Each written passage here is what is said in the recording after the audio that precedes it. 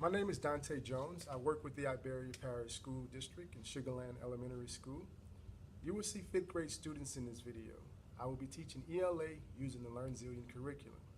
Our objective is to determine the point of view in the story. I expect my students to rewrite a scene from the Birch Bark House book, chapter 12, and I want them to be sensitive to how other characters may feel. In the previous lesson, we learned about Omicaius and Day Day. The book told the story from Omicaius' point of view, but I wanted to push my kids a little further and see how Day Day felt to this particular scene. Our overall goal is to read passages, read stories, and not only know the point of view, but understand and make a connection to how these characters feel. There are some important things to know about the students in my classroom. We have 504 kids, and we have speech kids as well. And these kids, they really struggle expressing themselves verbally. So I've been working hard trying to get these kids to, hey, say what it is that you want to say. Express yourselves. And they're making some good progression towards that. I've made some adaptations in this particular lesson. We have 6 centers. We'll be using 6 centers today. And we call them hideouts. We have a superhero theme in this class. So each hideout has a specific task. One thing they're going to be doing is, for visual learners, Flippity. They make index cards, they make memory games, they love it. There's another for visual learners, there's graphic organizers that we're going to use where the kids can see and write down what it is that they're trying to express. For reading and writing, those learners, they have a play skit where they're going to rewrite one of the scenes from the book in chapter 12, and they're going to see how both characters are feeling as they do their skits, their emotions there. There's for Kahoot and Quizalize, they love those games. They play it, they don't even know they're learning. They have fun with it. All the questions are geared towards point of view for this particular lesson. They just love competing, and they can touch the keyboard, and they love sending those answers off quickly as they do it. Padlet is another for visual learners, another thing for visual learners. They can put their answers or their responses on the pad, and from the pad or their Chromebooks, it goes straight to the Promethean board. And they love seeing their answers on the big board and going up there and making corrections and discussing what's going on there. The class goes by pretty quickly. We move a lot by music. You won't see that in this video, but we're transitioning through 6 centers.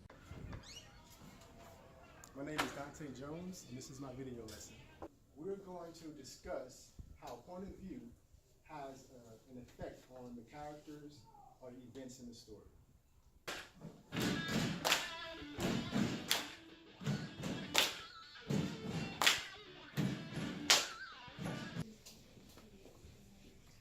So you guys are doing point of view as well. And what have you learned so far? That like I is first person,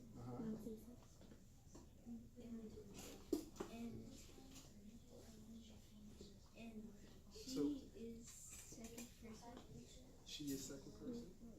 Like your you. So let me ask you this. If it's in second person, is that character in the story or not? A second person? It's not in the story. Which? Go ahead. Only first person character in the story. So it's first person in the story. Do you agree with that, Aiden? What makes it first person? I do. Because we're in the story. Exactly. Now, one more question before I go. What makes it third person? I do have the character name in the story. Character's name is in the story. That's it. I want to know who won that game after you guys finished.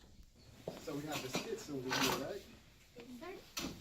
So what's actually going on? From what I read in the book, Omicaius is trying to stop Day Day from going outside because they said something about smallpox, right? Yeah. Smallpox are out. You guys, you were supposed to change the scene. So how did you change it? We changed it because we changed it from her telling him not to go outside, from him going outside and like passing out. Yes. So Day Day, in your script that you're gonna finish, Day Day is you're gonna allow him to go outside, but he's not gonna die. He's gonna pass out. He's gonna pass out, but he's still gonna be living. So that's going to change some of the events in the story because now the character's going to have to do what? Gonna then Omakai's, since he's going to catch smallpox from being out there and catching out, and then Omakai's is going to get infected by him, and then he's going to.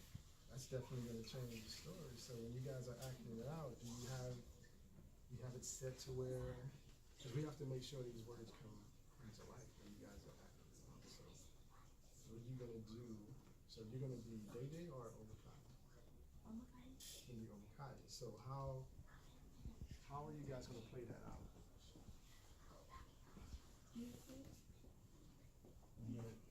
Insani, how is it going to, because you guys are still working on it, so how is that going to happen? Like, Day Day gets outside quickly, or Omakai, she's really trying hard to stop him? She really tried hard to stop him, but then she will like give in to letting him go outside, and when he go outside, she's just gonna be like, I told you not to go outside.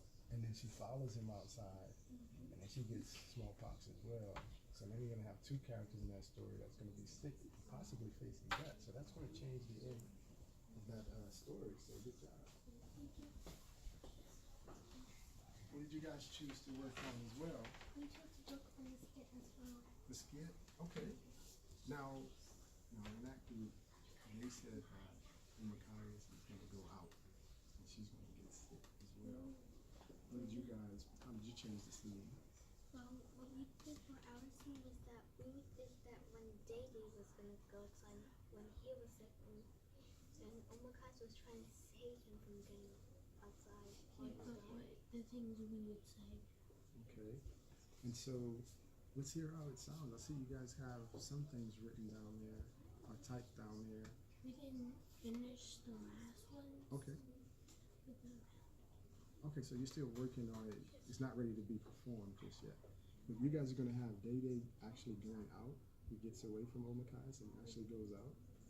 Is that what you said? We're in the process of like making it to where like I'm Day Day and like I'm trying to make it work to where it sounds like that Day Day go outside and he tries to like guys and Omakai's trying to save me or Day Day.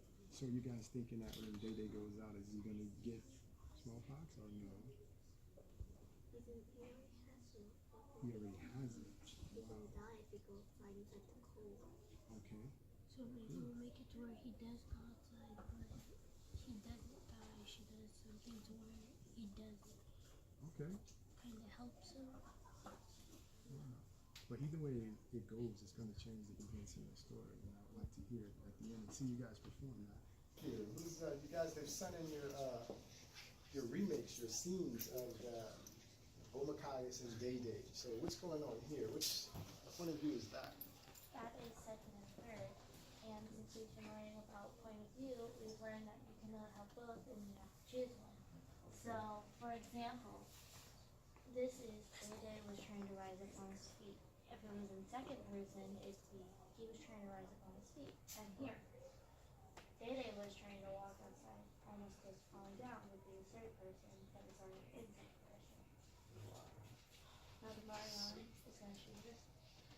Okay, but let's back up real quickly. So this one you said is in third person and second person? Yeah. And so we can't have that. We need to choose a particular side, right, for this one. So we're probably going to have to send the response back to this kid to tell them what? Tell them that you have to choose either second or third person, and you have the third person, you should give their names, but Okay. the second person, you should use he and she. All right, perfect. We'll get to that. What about this one here? I'm noticing. This one is first person because they can't use an I and because we went and that's why it's first person. Okay. It's first and third person. It's Because first and third. I see the name Omakai's. That's right. I do too. You see that, Demar? Can you see it? So we have point to first person. How do you know it's first person? First I. And then third. Okay. Now, from this scene, what's different in this scene from what happened in the book? You know? They have more eyes. In the other scene they use more than you use people names. So in the book, it is written in which point of view? Third. Third person. And you're noticing that they changed the scene here to first person. Yeah? Over here, what do we have? Jamie, did you work on these two? Which one did you work on? Both of them or just? So tell me a little bit about this one. This scene that we wrote it has first person, third person, and second person. Okay. Wow, that's a lot of people, a lot of perspectives going on there. So, It really is. well, maybe we can give a suggestion to this student. What would you suggest?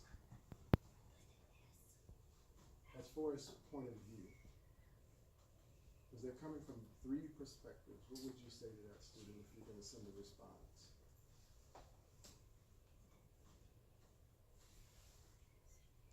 If I send a response to the person, I would say there wouldn't be like three different point of views since it was like what it was from just one person. All right, get it from one perspective. So either it's going to be first person, or either it's going to be second person, or third.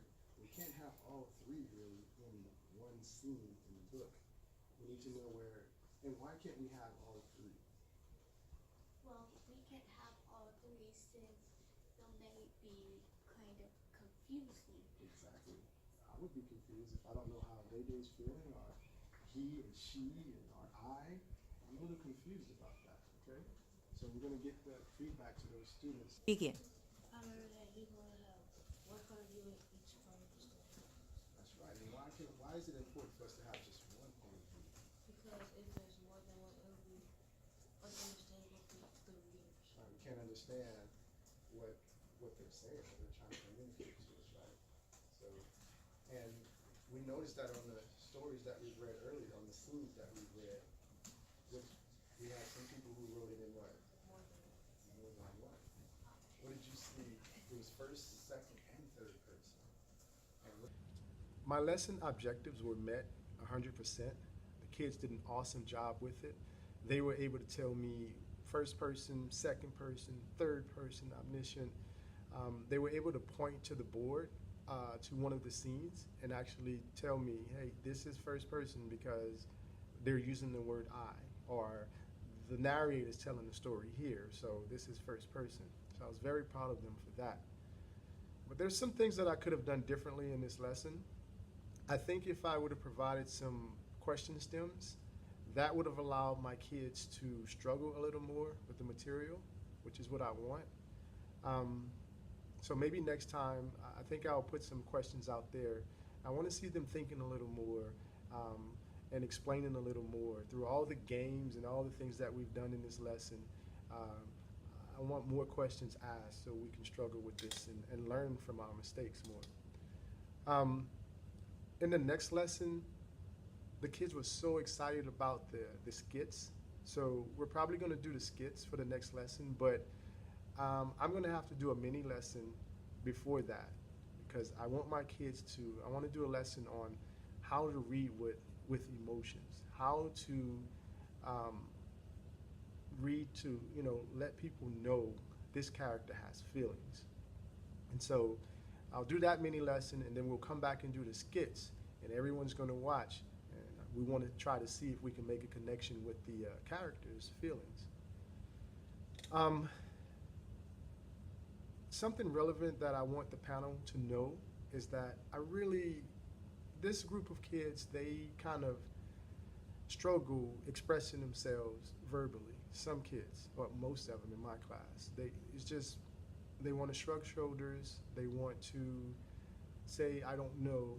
So it's just a project of mine to help these kids express themselves. Say what it is that you need to say. What is it that you want? You're not going to get in trouble for it. Hey, just say it. And so I want you guys to know that they are doing a good job. You can see it in the video, but I think that it can be a whole lot better. And so that's one of my projects this year, to get my kids speaking clearly. And I think that if they can speak clearly, it's going to have a positive effect on their writing skills.